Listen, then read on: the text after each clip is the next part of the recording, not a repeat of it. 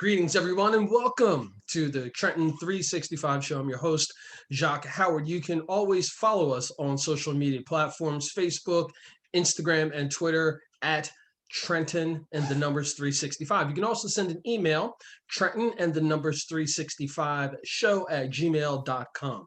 Today, we're going to be talking with Jamaal Green. Jamaal Green is one of those humans that is doing some awesome things in the art world. Oftentimes, quietly getting this work done. And I'm super excited to see what's going to be coming out with Chronicles of, and we're going to be talking about the leading up to this web series, where it is now, and what are some of the things that you can do to support Jamaal Green as a filmmaker. So without any further ado, virtually, let's welcome Jamaal Green. Jamaal, what's happening, man? Thanks for having me, Jacque. How you doing, good brother? I'm always doing well, and even better when I get a chance to chat with you and others, who are doing some amazing things in the art scene.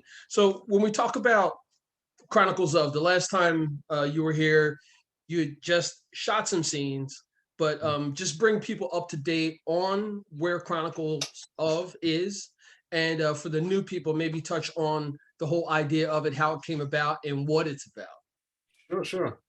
So Chronicles of is a web series. It is a sprawling web series with taking place in New York and a fictional town in New Jersey and a fictional town in Pennsylvania. And it, in a nutshell, it is a slice of life about what happens when absolute corruption takes over. And it deals with some political stuff. It deals with a little bit of supernatural. It deals with socioeconomical conflict. There's a little bit of policing involved, and some real life topics that we try to put up on screen to show different points of view.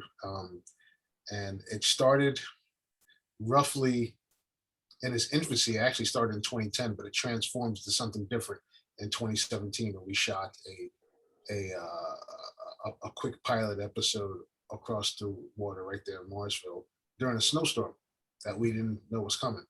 So right now, the last time we talked, I think we were almost done shooting. We're done shooting. We're actually in the final stages of post-production. Post-production took about a year and a half due to some elements. Right off the bat, knowing what I know now, I probably wouldn't have tried to shoot an entire season of a series like that. I probably just done a short film. But there's a lot of moving parts. We shot in New York, we shot in Pennsylvania, we shot in Brooklyn, we shot a lot in Trenton, we shot here in Hamilton. And it's a story revolving around 8 main characters, but it's really an ensemble. And each episode revolves around a certain group of characters and their plot lines. But in the finale, all the plot lines intersect. So yeah, I would say if I had to pick a genre, it's kind of a crime thriller, noir thriller. It's in that vein. There's a large cast from all over the region. I had some great support from some many talented people here in Trenton and Trenton area, and other amazing filmmakers and just talented craftspeople, as well as some folks that I knew from New York and from school and what have you. So we're about a week away from completion, actually. So finally, a couple, things that stalled production during post, and then COVID hit. So we were really trying to be ready by the end of 2019, which we would have been. And then we wanted to have a premiere, and then now we can't gather yet. So we'll see what the next steps are. Well, I want you to talk about the timeline, because I know some people are thinking, wait, you started this in 2010, it's 2021. Like, how does this all work? And really let the folks know that what they see on the big screen, has that huge, big budget, which escalates or brings it together quicker. So the fact that you're not that kind of a filmmaker with big Hollywood budget, a lot of it has to be done differently. It does. So it started as a short story in 2010. It started around one character and some guerrilla filming I was doing in the woods, and we were tinkering with that. I put it down for about 4 or 5 years, and then I ended up going to film school. And then this thing called web series, this format called web series, was just coming around, and it started as a project for school. And I shot a couple, little tiny test episodes, which had, they went to some festivals that had, a small footprint around it. And then around 2017, I really had an idea of, I said, okay, I want to use this format to make something that looks like it had a major budget, to have it have a sprawling plot line, have it hit different topics and areas, kind of wire-ish, and a lot kind of like The Wire. And I said, all right, I'm gonna shoot a whole season. Now the thing is, I was doing this on a shoestring budget. I basically had enough money to travel and to feed people, and I called it every favor I had. And like I said, we had some. It wouldn't be possible without the talented people that I had helping me, who volunteered their time in craft work. It just wouldn't have happened. So in my mind, the timeline would have been different, but we were basically done shooting. I think it took us about a year to shoot it. We were shooting around once a month, once every month and a half, because it's all weekends. I have a full-time job, so we're weekend warriors, and we were shooting out of town. And then we took our time with post-production, making sure the audio was great, because we really, the goal was to, have a visual pitch to turn this into a TV pilot. That's how it was originally written. So it was originally written to be 1-hour episodes, and I wrote about enough for about 4 seasons, for about 4 seasons worth of 10 1-hour episodes is how it's originally written. I just took a piece of a small chunk of that plot line to make a web series to see if it was even interesting. That was the big key. We're pleasantly surprised the way it came out, happy the way it came out. There's a lot of things I would do over and I would change. And again, when you're working on a micro budget, there's certain things, that you just gonna have to live with. But we shot 8 episodes, 7, short episodes, and then a finale that's about 40 minutes.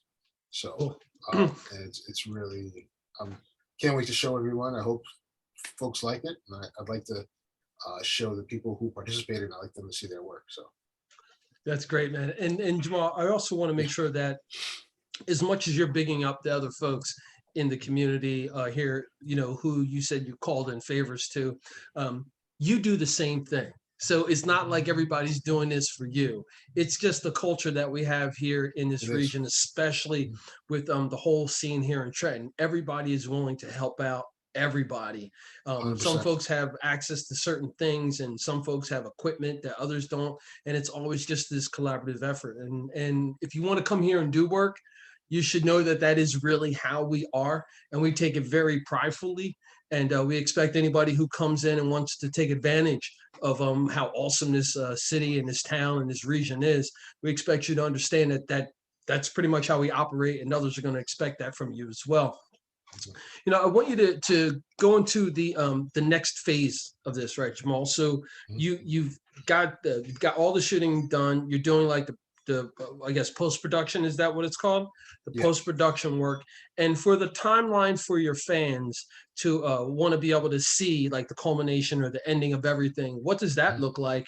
And then where does it go from here when you start shopping it? It's a great question. So we're in a pretty interesting situation now, whereas I wanted to have maybe a couple of premieres, find a good venue, screen the whole thing, and then just start pitching it. Right now, I have, out of the 8 episodes, I have 3 that are have been submitted to festivals. The rest, I'm trying to figure out what is the best way to have some sort of screening or some sort of viewing, whether it be virtual or by some luck, maybe by the end of the summer, folks are actually able to gather en masse again. Then I'll figure that out. So the answer is we're going to figure out something shortly, just so at least the fans will see it. But definitely, I always announce whatever festival we're in, and there's always an opportunity there just to watch it in the festival. Mm-hmm. Now, in addition to folks waiting for the film to come out, there are people in this listening and viewing audience who want to participate in some matter, whether that's they have some experience, they have something they want to donate, a talent. Or are you in a space where you or your team are taking on different venues, different sponsors, different actors who want to be a part of your work? Yeah, so definitely we'll be opening that up more if we do a season two, depending on the sex of season one. But that was a lot of work. So you know, I was fully dedicated to this project, and I did some other stuff on the side and some small stuff, but like this was a lot. There, it had a big cast. I definitely want to open the door to for some actors I wasn't able to get in this time around, and some crafts people to get in this time around. Um, we'll see what happens. Right now, the biggest thing is just follow us on social media, spread the word, check it out. We post. We're trying to post weekly. You know, I'm not very good on social media at all, so I usually try and ask for help from some friends to post for me and stuff like that. But we try and put something out every 10 days to give you some, you know, just a little tidbit into what's happening with the series, whether it be short still frames, production stills, some behind the scenes frames, or sometimes teaser trailers. So we have another one coming out next week. If you check us out on Instagram or on Facebook, you can see all that content come right there. Just like the page or follow us on Instagram or on Twitter, and share it. Mhm. Now, is there an opportunity for us to think about crowdfunding ways that we can do on our own? I say that because I think that there's a lot of talent here that could benefit from being in one of the wealthiest counties in the country, but there's no clear arts economy or place where artists like you can go and meet with local investors, you know, the people who are already giving of their money, et cetera, to maybe some larger entities where they could be doing that on a local level. um, is there something that you can think of that's already in place like that, and do you think that something like that would benefit artists like yourself? Another great question. Raising funds is it's for filmmaking. It's very difficult. There's no one complete answer.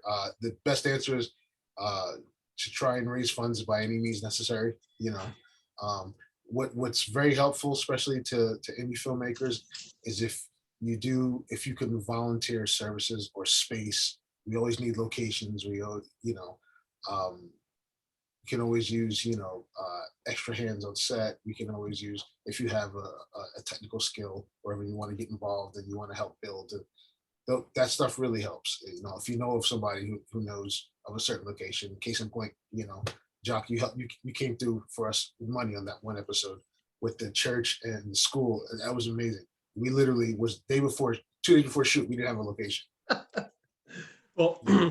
well, that's all about social capital and networking and relationships, and which is why I want to support everything you do, Jamaal Green, filmmaker, photographer, videographer, all those things under that umbrella. He does a little bit of that, and it's the Chronicles of.